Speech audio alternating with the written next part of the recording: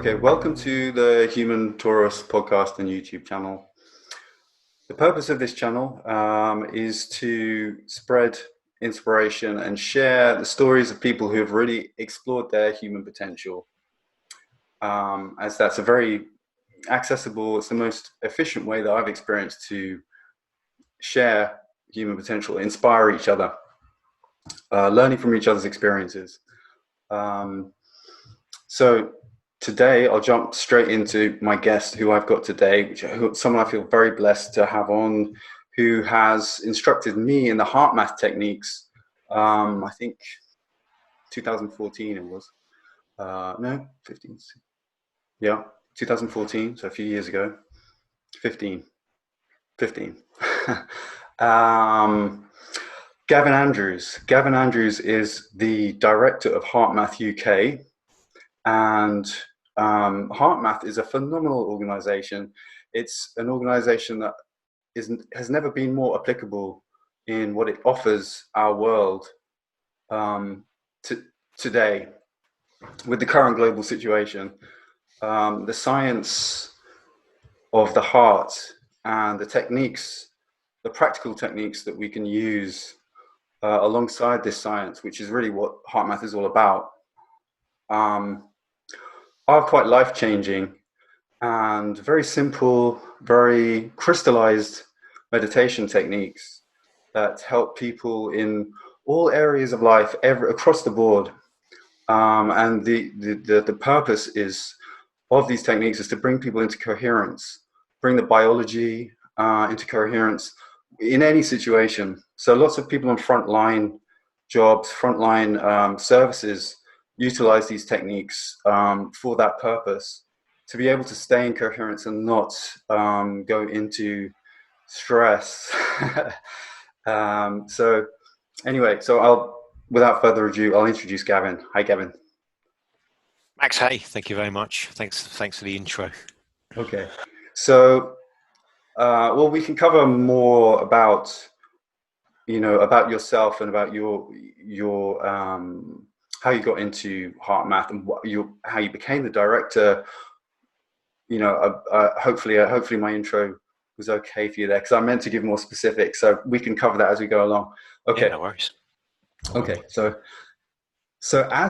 what in your early life? This is my first, my natural question that I have for you anyway. Just as a HeartMath coach, who is still, I'm still incorporating the techniques into what I can offer people, and refining my ability to describe the science to people, which is really important, because we have a heavy left brain in this world. We have and it's totally, that needs honoring, and big time. We need to be able to deliver new information to people through the intellect, so that they can then access the experience, because that seems to be the norm in our world, and that has to be respected, and it's totally understandable.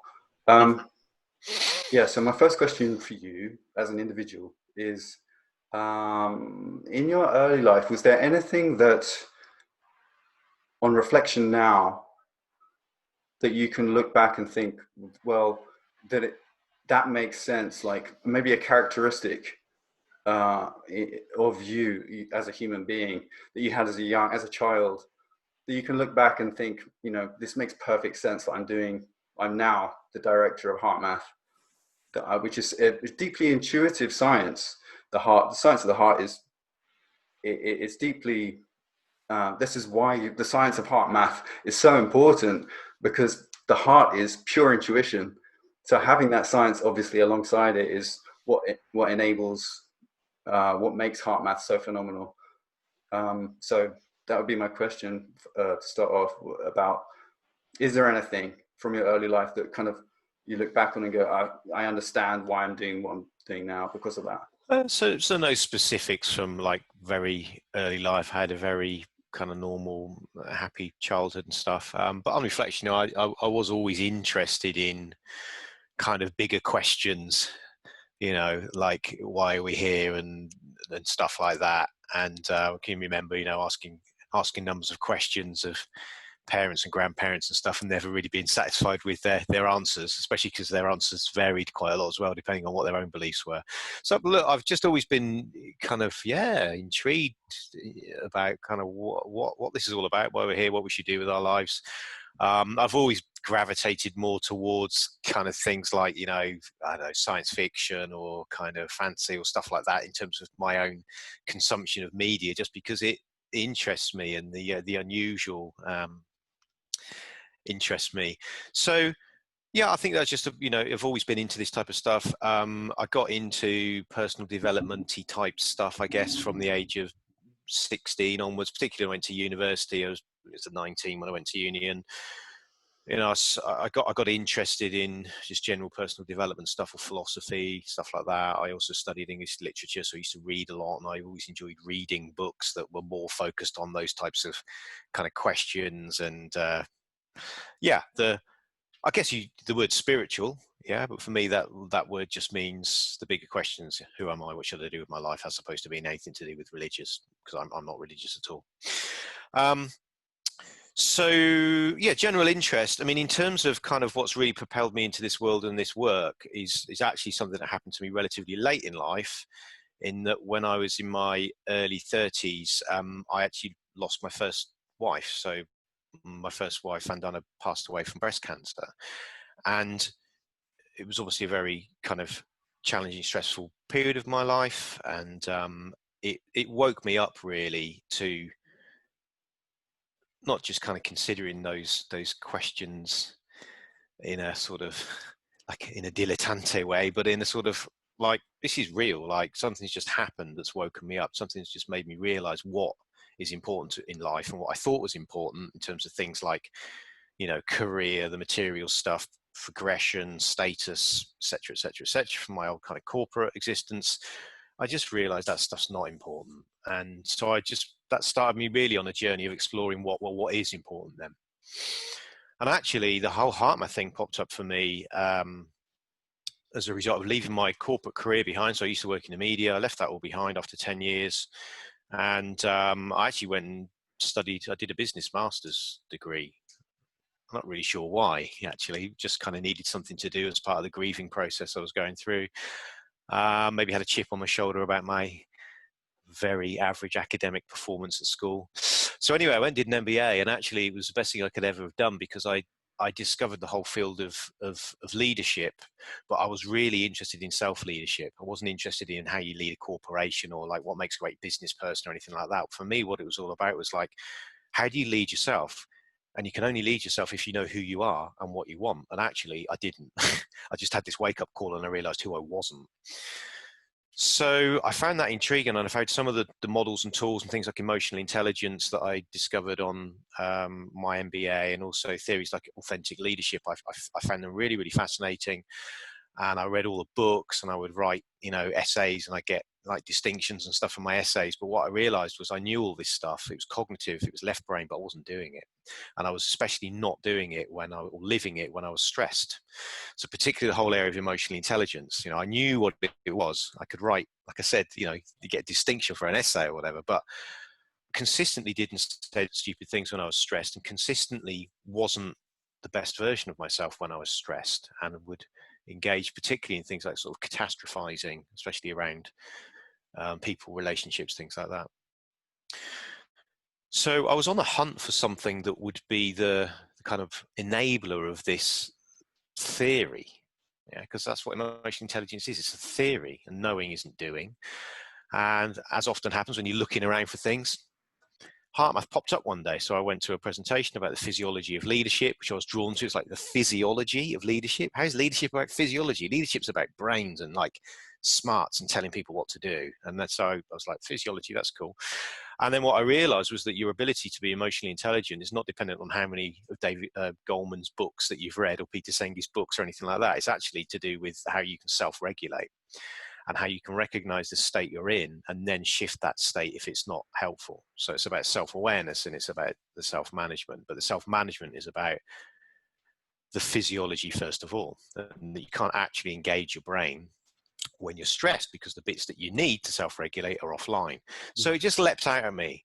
And then when I realized that actually there was a way to do this, which was very, very simple, which was based upon focusing out of the head and into particularly the heart area, intentionally controlling your breathing, which is normally obviously unconscious, but then you become conscious of the breathing and you can, through the breath, kind of hack into the autonomic nervous system and put it into balance. And that when you do that, all of a sudden then the brain begins to operate in a different way. The stress centers begin to deactivate, the prefrontal cortex comes back online again, and then you can increase your self-awareness and you can increase your ability to self-regulate, to the extent that you can even then shift emotions away from unpleasant, draining, negative emotions into more pleasant, positive ones. And I just thought, wow, that's so simple, like in terms of the process. And what I really loved about what I saw was that there was a piece of technology that showed you when you were doing it and how effectively you were doing it. And I'm a bit of a gadget freak, I always have been. And although I'm into all of the big life question stuff, there's a part of me that's cynical and doesn't trust, a lot of the stuff. And so the fact that there was a piece of technology that was actually measuring what was going on in my physiology, stuff that I couldn't feel myself that was happening, I hadn't developed that level of what's called interoception. I love the fact that there was something that could validate for me, I am actually changing my physiology here. I'm putting it into balance, and I'm recognizing that actually now I can think and feel differently, and that the situation I'm perceiving is changing, and the way that I'm interacting with people is changing, and the way that I'm treating myself is changing. So that was basically how I got into HeartMath. So I was practicing this stuff before I was involved. It worked very quickly and very effectively. I noticed that I was stressed less frequently, that when I did get stressed, I wasn't stressed for as long. I even began to recognize that I was sleeping better, that I was getting even things like getting colds and flus less frequently. I was getting injured less frequently when I was doing sports training and things. I was doing a bit of triathlon training at the time. And so I got quick wins, and I was just sold on it instantly. And having been sold on it personally, and then I've been practicing it ever since. This is like 10 years ago. I started to bring it into some of the work I was doing. So after my MBA, I became a part-time university lecturer, and I was sharing it with students, seeing that they were getting benefits. I was also a consultant, trainer and coach, business trainer and coach, leadership trainer and coach. And I started to weave it into some of the training I was doing in organizations, and it always went down really, really well. And people, it always stood out for people. It was always the bit that kind of got the best feedback of the sessions I was running. So I knew it worked. And it was then only kind of a couple of years after that I started to get involved professionally. And it was only 2012 that actually I got involved with HeartMath UK. It was UK and Ireland, by the way, not just UK. So HeartMath UK and Ireland. Yeah, and then I've been looking after HeartMath in this part of the world ever since. So there we go. There's a potted history. Me from birth to age 47. Oh wow! Thank you. Yeah, thank you. That's a beautiful. I didn't. You've put it all in a clear picture for me, because of everything I'd wondered about you. So thank you. Yeah. Okay. Cool. Yeah, because you give these amazing for our Cpd days each month. You are very generous in giving yourself to these days for the coaches, for the UK and Irish, whoever can make it. Are there Cpd days in Ireland as well?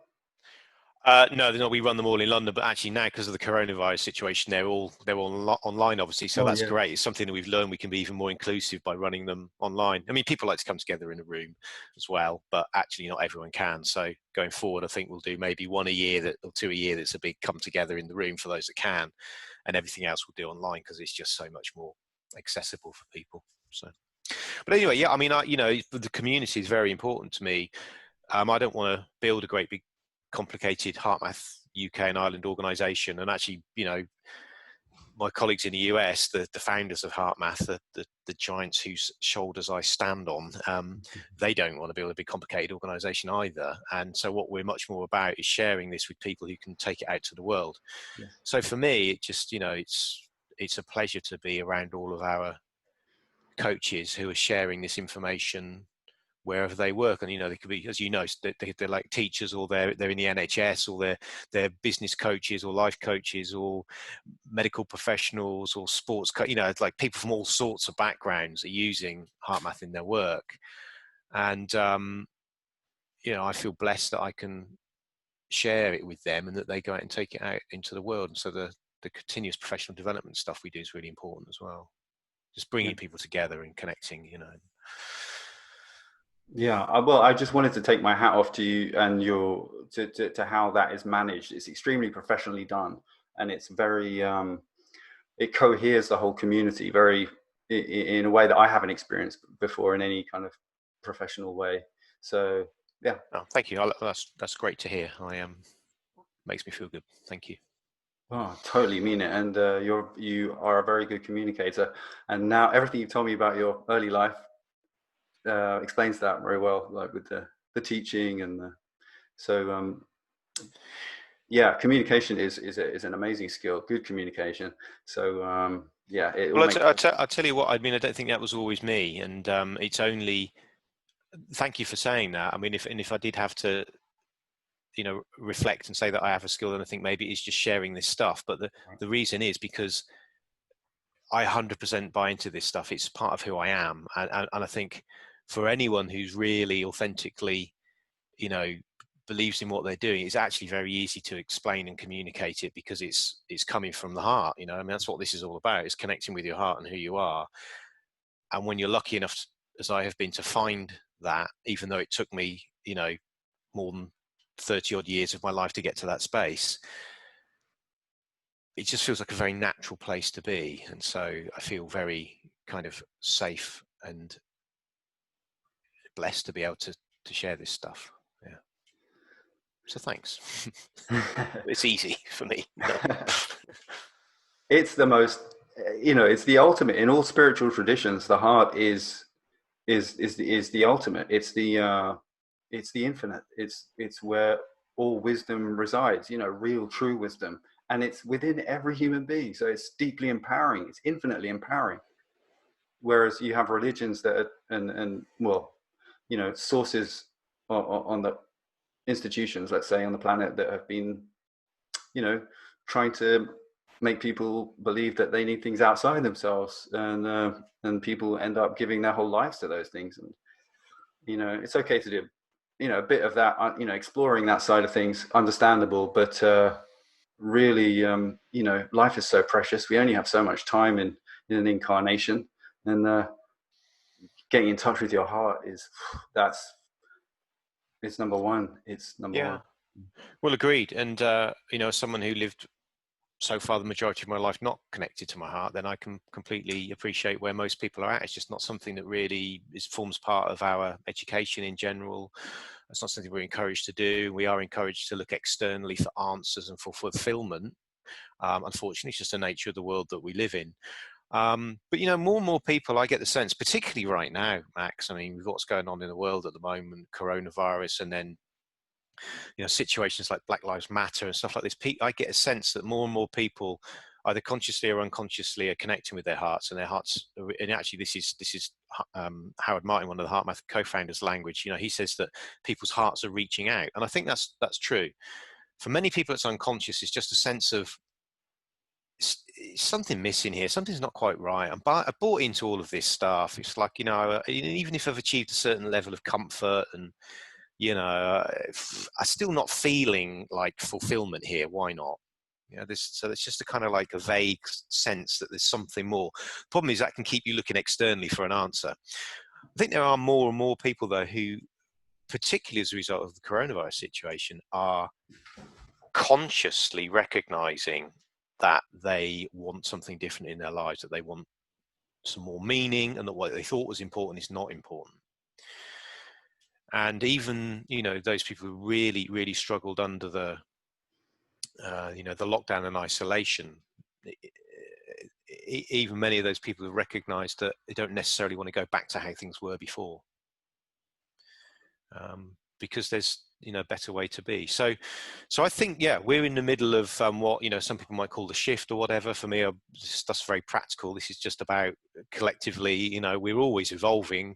Our consciousness is always changing. The world around us is changing. We change it. Our consciousness changes, and that's kind of rising to new levels. And I think more and more people's consciousness is elevating, and they're the ones that are looking for something different, and they're the ones who are interested in connecting with the heart. Absolutely. Absolutely. Yeah. It is practical. It's a very practical situation for humans in a way. Um, but that intuition and the heart, the whispers of the heart, if you like, are fundamental to our makeup, fundamental to our design. And it's just that it feels like we were out of balance for a very long time as a species, just ignoring that side of things to a degree that it got us to where we are now as a, um, so it's just like we're coming back into balance, but it's amazing. I guess it's when you look into nature, you see the sort of you see the ecosystems and how one tiny thing can tip an ecosystem out of balance. It's the same with us, like that Yeah. phrase. One tiny virus Oh, doesn't even fulfill most of the requirements for a life form. It doesn't respirate, doesn't reproduce itself. It's like, and this stupid thing in many ways has brought us to our knees, seriously damaged our very, very complex, sophisticated society. And it makes you realize that that's because it's an ecosystem, and we're too far out of balance. yeah. So yeah, things obviously need to change. And I think that the heart has got a part in that. And if we can communicate this message to people about the practicalities of connecting with your heart and what difference it can make, then that's a great service that we can provide. And I just want to say as well, I haven't cracked it. I do not live every moment of my life from my heart. I mess up, I get confused, I get concerned and worried about stuff that I can't control. But where I'm at now is I recognize when it's happening, and I can reduce the kind of window, and I can reduce the impact of that. And for me, that's probably as good as it gets. I don't have constant stream of intuitive information coming at me from my heart, but I do recognize that there's times when I can really calm myself down and quiet myself down, especially when there's something confusing going on. And then if I'm lucky and I get myself in the right state, then I might get something pop up that's truly valuable and just kind of cuts through all of that stuff. So yeah, I do need to qualify that I'm not some sort of elevated or advanced being or anything like that. Very much a work in progress. Well, I relate. We all are. We all are. We I all are. mean, yeah, really, yeah, oh God, everyone's in the same boat. Yeah, we're all, God, it's been a real roller coaster, as I was saying before we Yeah, started. it has. Yeah. Um, and we haven't really, so I want to ask about the technology, which, because technology is a huge part of our world, and you see things opening up. I'm receiving emails from companies, trying to, all sorts of companies, all over that I may have signed up to, that are, they're talking about their new technologies, and the beauty about HeartMath technologies, it's kind of a balance. It's looks like a technical object, and it's a beautiful piece of very advanced crystallized technology. It's amazing what it does. What it does is it shows you what's going on inside you, and confirms your feelings, confirms your intuition. If you are getting those sort of feelings from your heart, it's being displayed on an app on your phone. The coherence that's created from your self-regulation, that's phenomenal. That's real biofeedback. There's all sorts of biofeedback out there, but this is really the ultimate. Yeah, there is. There's well, I mean, our kit is really very simple in terms of what it's doing. There's other bits of kit out there that are way more advanced, but what you're saying about its benefits really in terms of biofeedback are that it doesn't do anything to you. I mean, there's a load of tech coming out that does do things to you, that will stimulate your vagus nerve or transcranial stuff that has the power to change your state and your physiology. And I think some of that stuff's cool and it's got its place in it and it can help people, but I wonder if there's perhaps a little bit of a danger in that type of technology, in that it's kind of still a medical model. You're not taking a tablet, but you are still using an external influence to change your physiology. We don't take that approach. Our approach is that our technology is actually passive. It doesn't do anything to you. You do something to it. So as you're practicing, as you're getting coherent, so the techniques, as I said, they're very simple, based upon the focus in particularly the heart area, the chest area, and then slowing and balancing the breathing. So that's where everything starts, a nice slow balanced breathing. So that begins to create coherence, by which I mean essentially balance in the autonomic nervous system. The heart rhythms go into this lovely smooth ordered pattern, and that sends this ordered information to the rest of the body and the brain, and then the brain responds, prefrontal cortex comes back online.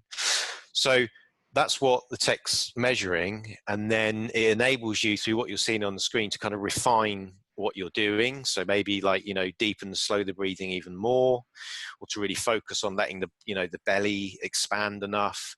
And then more importantly, begin to play with the emotions. So an important part of the HeartMath system is not just a breathing technique, is the emotional self-regulation. So it's specifically choosing to experience emotions, like typically things like appreciation or care, gratitude, you know, compassion, love, these types of feelings that are very well researched, and we know that they have, you know, real benefits for people if you can increase the amount you experience them. But yeah, so you're practicing and you're using the technology to give you this feedback as you're regulating the breath and self-regulating the emotions and the feelings. So it enables you to get better at it. It enables you to develop what's called interoception. So this, you begin to get this internal awareness of, oh, I know I'm coherent because it feels like this, or I notice that. And of course, it enables you to track that over time. So for anyone that is either really into the data, you know, it's a great tool because you get all the data, or sometimes, you know, people, they just need the validation. They're not quite sure. It's like, well, I don't know if this is working for me. So lots of people give it up. It's like with mindfulness, you know, lots of people, hey, it sounds great, I'd love to be able to do it. They give it a go a few times, and then they're like, I don't know. Am I supposed to notice something? Am I supposed to levitate? What happens here? You know, and because they don't get any validation or any feedback, they give up. So a nice thing about our system is the tech will give you that validation and that feedback. And so it's pretty simple. You're just using one of these things, sensors, Bluetooth sensor, clips on your clothing, and then it's taking basically heart rhythm data from the capillaries in the earlobe. So it's like it's an optical thing. It's measuring 120 odd times a second what's going on in the capillaries, the density of the blood there, and then it's working out what the heart rhythm is doing, and it's turning that into data on the screen. So what you tend to see is, see that there's some glare there on the screen actually. Oh, that's a bit better. But you can see this lovely smooth waveform at the bottom here. So the idea is that you kind of hold it. This is a session that I did a day or two ago, and the idea is you hold yourself in that state where you're creating this lovely smooth ordered waveform, and then you're getting information about the relative degree of stability of that waveform. So the more stable it gets, the higher level of coherence is. So it's a great tool. It's not for everyone. I mean, you know, not everyone's into the technology, and HeartMath as a system of techniques was around way before the technology existed. So HeartMath practice, as in the breathing and the positive emotional self-regulation, you don't need technology for it. Anyone can do it anytime. And actually the purpose of the technology is so you can practice and you know that you can do it without the technology anytime, like eyes open in the moment. And that's another application of this stuff, is you don't have to go and sit somewhere quietly cross-legged under a tree. You can do these techniques in the moment when you're stressed. You know, if you've got a difficult situation at work, or you're having a conflict or argument with, you know, a friend or a significant other or whatever, you can do this stuff in real time to reduce the negative impact of the stress on your physiology and your behaviors. So the tech's a very important part of our system, and I think it's what makes HeartMath stand out from some of those other approaches, you know. Yes, yeah, it's I totally agree. It's very, very helpful. It confirms what you know. Some people will be happy with their body's, you know, signals, but majority of people really, I think it's very helpful to, from my experience, it keeps people interested in keeping it up. Yeah. Yeah. Now, We Add Heart. I was wondering if you could describe what We Add Heart is as an initiative. Yeah, so We Add Heart's something that that we decided to create here out of HeartMath UK and Ireland. And it's actually been going for over a year now, but in its current guise, only just a few months. So We Add Heart basically is just a way for people to come together in small groups online now that we've got coronavirus, but people come together in small groups online, facilitated by HeartMath coaches, and they just practice connecting with their own hearts, connecting with the hearts of others. So it's all about using the HeartMath techniques to really connecting with your own heart, feel feelings of kind of care and appreciation for yourself, compassion for yourself. It's a really important part of our system. And then we spend a lot of time radiating those feelings out to others as well. So typically kind of on the out breath, you radiate the feelings out to, well, initially everyone else who's in the Zoom room on the meditation. So in these little small groups facilitated by our coaches, there might be 5, 10, 15, 20 people or whatever in the Zoom room. So actively practicing sending care and appreciation to them. Do that for like 10 minutes or so, and another 10 minutes for sending it out to important people in your life. So it might be that you select certain family members or friends, or you do that kind of more collectively, or it might be a friend who's going through a hard time and you focus a few minutes on sending them your care and compassion. And then the last thing we're doing is we're sending it out to the world, in fact, to all sentient life. So it's a really simple thing. It's not like long guided meditations or anything like that. There's a lot of silence actually, which sometimes people can struggle with because they're not used to it. But it's kind of a unique model in that there's loads of mass meditations going on at the moment. There's loads of online stuff, and that's really cool. It's all part of the shift. What we're doing is slightly different in that this is intentionally small groups online in locations like all around the world now. There's groups going on in 22 countries now. But the idea is that people are really practicing these feelings for themselves and for each other. So we're demonstrating our intention to, feel that connection, that care to live in peace with each other, no matter who we are, what our backgrounds are, which does everyone good. If you're in a coherent state for 30 odd minutes, it's doing you good. The other thing we're doing is our hypothesis is that when people practice coherence, not only do they create coherence within themselves and actually extending into their own electromagnetic field, which is factual. This field's a real thing. It's a scientific reality. It can be measured. Then a hypothesis, so this is when we shift from the kind of science fact into the hypothetical, is that these fields actually, if lots of people are producing them, then the coherent fields join together to create a greater whole. So what's really nice in terms of our practices, you've got all these groups, they're practicing on the same day of the month, so the last Wednesday of each month typically, and in each location you've got lots of groups practicing at the same time. So in the UK it's like 8:15 in the evening, and we know that there's 30, 40 groups all across the country practicing at that time. We also know that earlier in the day there would have been some groups in the Netherlands, for example, or later in the day and maybe in South Africa, or got loads of groups coming online now in the US, New Zealand, places like that. So for a day, there's an awful lot of these groups joining together, sending a load of coherence out into the world. And our hypothesis is that that creates a real impact. This is something that perhaps your average materialist reductionist would not agree with, that a thought could create a change in reality. But there's more and more interesting research going on, particularly into consciousness. And our perspective is that consciousness is actually primary and that we are all part of it. And so these intentions can go out into the world and have the potential to do some good. We create like a standing wave of coherence that impacts the overall field. So yeah, it's a very simple initiative. It's growing really rapidly. We've got like 85 groups now, I think. We've got our US HeartMath Coach community coming on board, so we're going to add a lot of groups.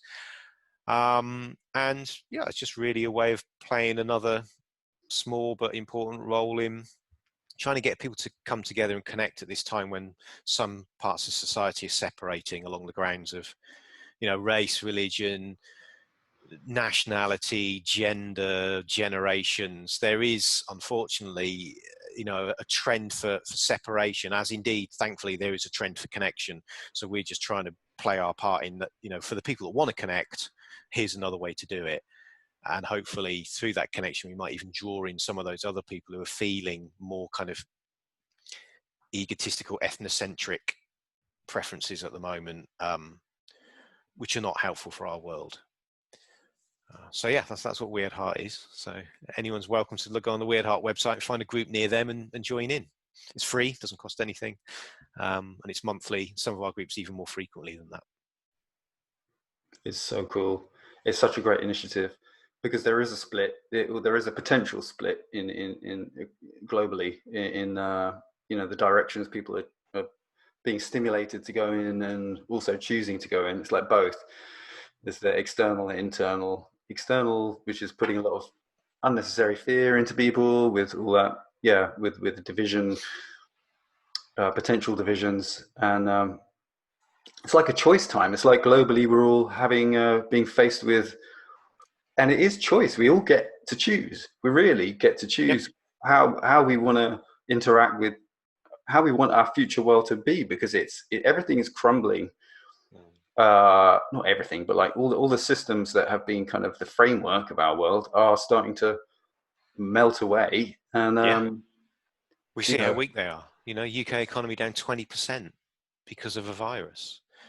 And so then we realize that our systems are not robust, they're not sustainable. And this is compared to what could have come along. We could have had a lot worse pandemic than we've had, and that would have had even more impact. And there's other stuff that could happen at any time. You could have massive solar activity that knocks out all of our, a communication infrastructure and network. That would have another significant impact upon our systems and processes, economy, society, because of our reliance upon it. And they're not they're not strong enough, they're not sustainable enough. So we need to start to work out what the new could be. And you're right, we do all have a choice, or rather we have a choice if we know we have a choice. A lot of people don't recognize they do. A lot of people don't recognize that they have a choice about how they feel. They think that emotions are just reactions.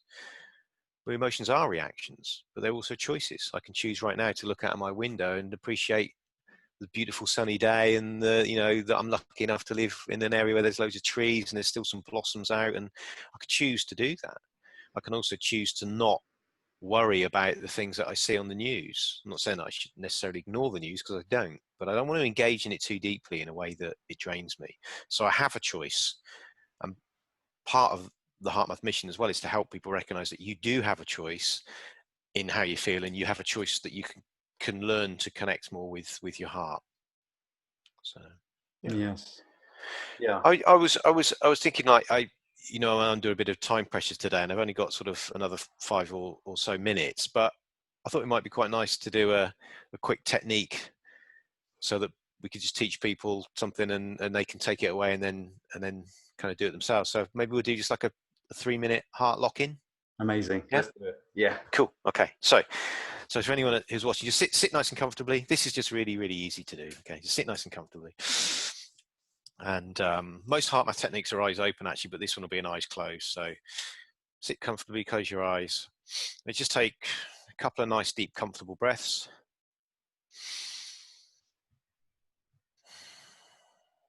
Ideally, breathe in and out through your nose. Nasal breathing is much more effective for a number of reasons. Okay, and then just gently shift your attention, your focus down to your heart area. Sometimes helps to just put your hand on your chest and your heart area. Just get your focus there.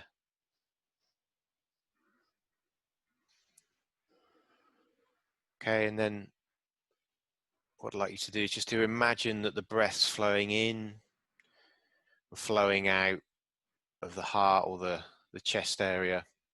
So I know it can't literally flow in and out of that part of your body. It's important to keep the belly nice and relaxed. Okay, so the diaphragm moves fully. Just with your focus here, just imagine that breath flowing in and flowing out of the heart or the chest. And try and get the breath nice and balanced. So you can achieve highest levels of coherence if the breath is balanced. So just try maybe 5 seconds on the in-breath and 5 seconds on the out-breath. Don't hold the breath at all, but try and get it nice and smooth and sustained. I'll just give you 30 seconds or so just to really focus in on the breathing before we move on.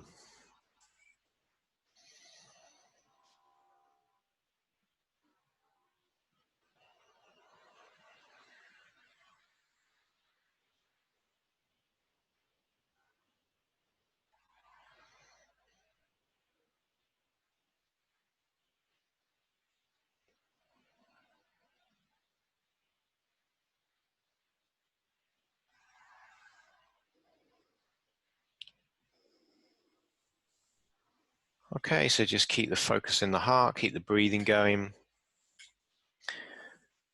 And then what we're going to do is we're going to, on the out breath, we're going to try and breathe out feelings of care or appreciation, gratitude, maybe compassion, or some sort of blend of all of those feelings. Breathe those out into the world. Just breathe them out towards all people in all places. So just radiate out the feelings, care, appreciation, compassion, gratitude. Out on the out breath. And then on the in breath, breathe the feelings back into and for yourself. Okay, so it's really important to breathe them in and feel them for yourself. We just do that for a couple of minutes.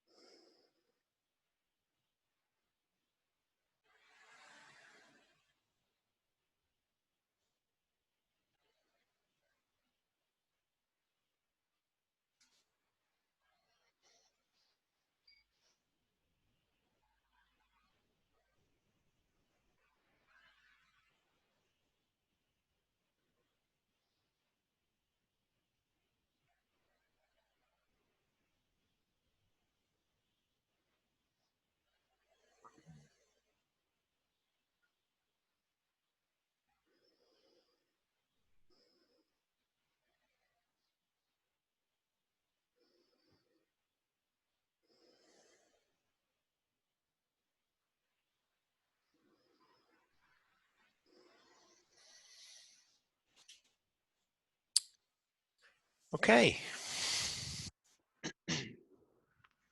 So that's what we call a heart locking technique. So you're locking the feelings into the heart and then really radiating them out and back into self. And what that does is it gets you lovely coherence. So it shifts the heart rhythms into this lovely coherent rhythm. They're speeding up and slowing down in a lovely ordered way. And then that changes the communication from the body, particularly the heart, to the brain. So when you practice this, you begin to get the prefrontal cortex much more activated, which enables you to, be more self-aware and to self-regulate. And if you really connect with some of those feelings, particularly care, love, you'll begin to produce DHEA, which is a vitality hormone, so that literally repairs you on a cellular level. And if you really connect it into the care and the love, then you can also produce oxytocin, which is the love drug or the hug drug, and that can really help buffer stress, actually. So useful hormones to have in the system are a lot more useful than cortisol and adrenaline if you're just going about your daily business. Cortisol and adrenaline's cool if you need to run away, or fight for your life, but most of the time we don't need to do that. So it's not particularly helpful. So yeah, that was the heart locking.